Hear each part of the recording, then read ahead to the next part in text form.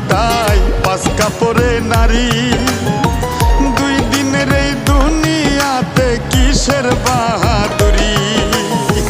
জীবনের ওই প্রথম গোসল হইছে অন্যের হাতে, মরার পরে শের গোসলটাও হইব অন্যের হাতে। জীবনটারে ভাইব না কেউ মহামূল্যবান। মেহমান মেহমান দুই দিন